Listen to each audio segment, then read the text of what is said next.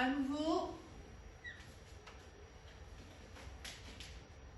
dessiner un repère orthonormé, comme ça, rapidement, avec en abscisse les parties de population, d'accord, par tranche de 10%.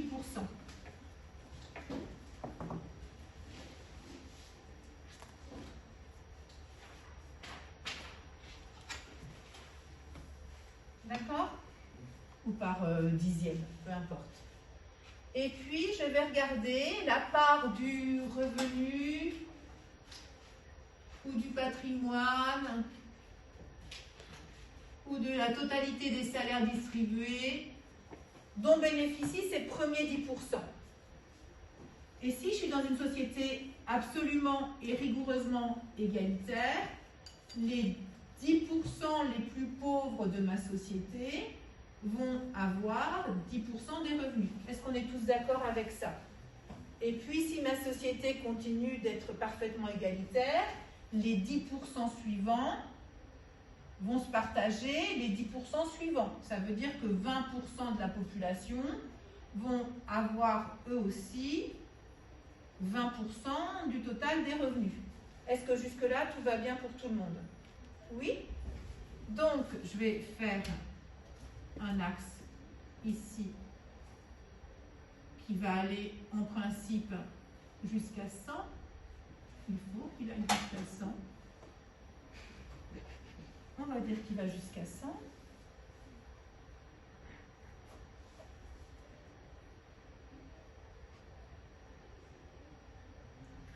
Et je vais avoir ici une diagonale. Oups. D'accord? Qui va être la diagonale qu'on appelle d'équirépartition. Et qu'est-ce que ça veut dire ça? Ça veut dire que c'est une diagonale complètement artificielle, hein, parce que j'ai aucune société qui est comme ça, mais que cette diagonale elle désigne un mode de société dans lequel l'ensemble des ressources étudiées, que ce soit les salaires, le patrimoine ou le revenu, là on va dire qu'on va choisir le patrimoine, par exemple, dans lequel le patrimoine serait tellement bien réparti dans cette société que chaque fractile de ma population disposerait de exactement la même part du patrimoine total disponible dans ma société. Est-ce que jusque-là, tout va bien? C'est une maison normale dans laquelle, quand il y a 5 personnes à table, on a tous un cinquième du gâteau. Ok? Ouais, jusque-là, tout va bien pour tout le monde?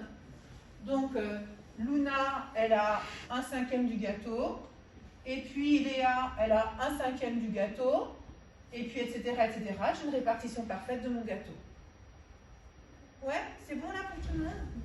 Maintenant, qu'est-ce qui se passe dans la vraie vie? Dans la vraie vie, ça se passe pas du tout comme ça. Dans la vraie vie, ma courbe de Lorentz, elle ressemble plutôt à ça. Ok? Et dans la vraie vie, les 10% de la population, ils ont même moins que ça en fait. Hein. Là, je suis même dans une société qui ne va pas si mal que ça. Mais dans la vraie vie, les 10% de la population, ils ont à peu près 2% du patrimoine. Et puis 40% de la population, ils ont à peine plus. Ils ont 5% du patrimoine. Ok? Et puis, la moitié de la population, la plus pauvre, elle a 10% du patrimoine. Ça veut dire que l'autre moitié de ma population, là, celle-là, elle a quelle partie du patrimoine? Si celle-là, on a 10%. 90. 90%. Ouais. Donc voilà comment je vais lire une courbe de Lorentz. D'accord? Donc vous êtes prêts? Vous allez écrire maintenant. Cette courbe de Lorentz-là, hein, celle-là, cette courbe de Lorentz-là, montre que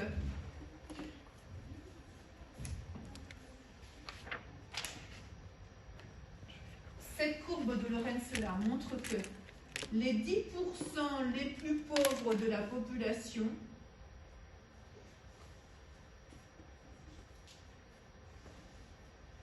cette courbe de Lorentz-là, celle-là, qui est un petit peu exotique, hein, que j'ai faite pour l'exemple. Comment vous écrivez, je... Lorenz, pardon. Non, pas de souci. On aurait dû commencer par là. Ah oui, ok. Cette courbe de Lorenz-là, elle montre que les 10% les plus pauvres de ma population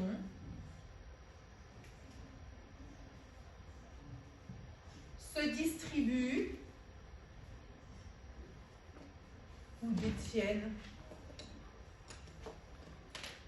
2% du patrimoine disponible. Les 10% les plus pauvres de ma population détiennent au plus, enfin détiennent tout court, 2% du patrimoine.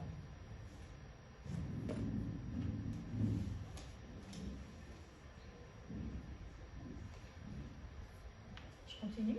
Les 50% les plus pauvres, ceux-là, les 50% les plus pauvres,